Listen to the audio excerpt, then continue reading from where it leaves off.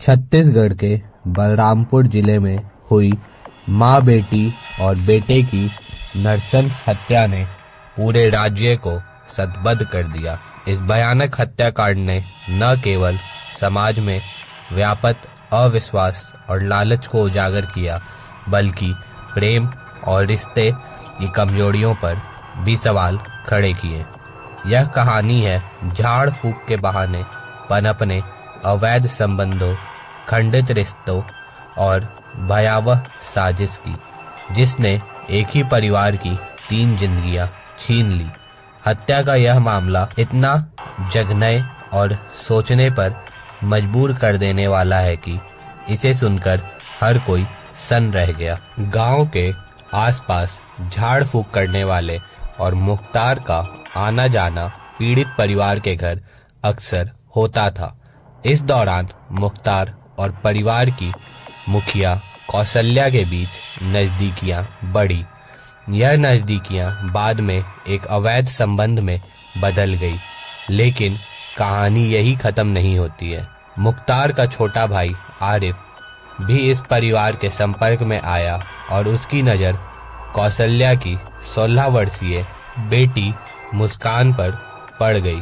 मुस्कान नाबालिग थी, लेकिन आरिफ उससे एक तरफा प्यार करने लगा।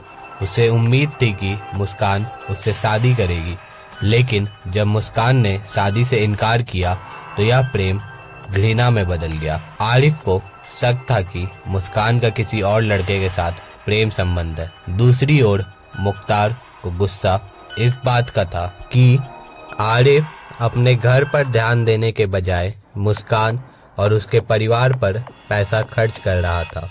इस रिश्ते की उलझन और अविश्वास ने दोनों भाइयों को एक घातक योजना बनाने पर मजबूर कर दिया।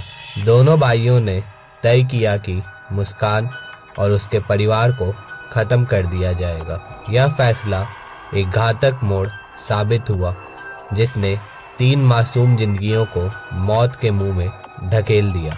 26 सितंबर की रात मुख्तार ने कौशल्या, मुस्कान और उनके 5 साल के बेटे मिंटू को बेतला नेशनल पार्क घुमाने का प्रस्ताव दिया। इस प्रस्ताव को कौशल्या ने खुशी खुशी स्वीकार कर लिया। मुख्तार ने उन्हें बाइक पर बैठाया और रास्ते में अपने भाई आरिफ से मुलाकात की। हालांकि आरिफ वहीं से अलग हो गया, लेकिन उसने मुख्तार के घर रात को पहुंचने की योजना बना ली थी। उस रात मुख्तार के घर सबने साथ मिलकर खाना खाया। यह आखिरी बार था जब कौशल्या और उसके बच्चे ने खाना खाया। रात के अंधेरे में जब सभी सो गए, तब मुख्तार और आरिफ ने अपनी साजिश को अंजाम देना शुरू किया। सबसे पहले आरिफ ने मुस्कान के पेट में चाकू मार दिया।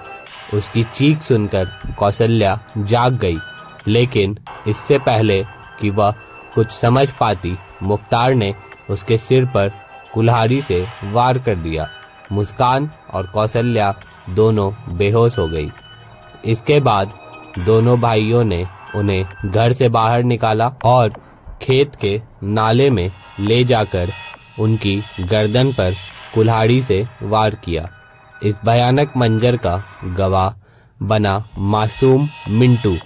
5 वर्षीय मिंटू की नींद चीखों के बीच खुल गई। उसने अपनी माँ और बहन को दर्द से तड़पते हुए देखा, लेकिन निर्दयी भाइयों ने उसे भी नहीं बख्शा। उसकी छोटी उम्र और मासूमियत भी उन्हें नहीं रोक सकी। उन्होंने मिंटू के सिर पर वार किया और उसे मौत की नींद सुला दिया। हत्या के बाद मुख्तार और आरिफ ने तीनों शव को एक एक कर खेत के नाले में फेंक दिया। उन्होंने घर में फैले खून को साफ किया ताकि किसी को शक न हो। इसके बाद मुख्तार चैनपुर, झारखंड भाग गया और आरिफ अलग दिशा में निकल गया।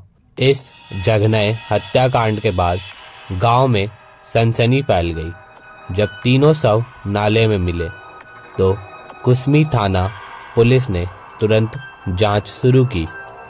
सबूत जुटाने के लिए पुलिस ने स्थानीय लोगों से पूछताछ की और कॉल डिटेल्स की जांच की। पुलिस ने सबसे पहले मुख्तार को पकड़ा। पूछताछ में मुख्तार ने सारा सच उगल दिया। उसकी निशानदेही पर पुलिस ने आरिफ को भी महाराष्ट्र से गिरफ्तार कर लिया। पुलिस ने दोनों आरोपियों के कब्जे से हत्या में इस्तेमाल की गई कुल्हाड़ी और चाकू बरामद किया।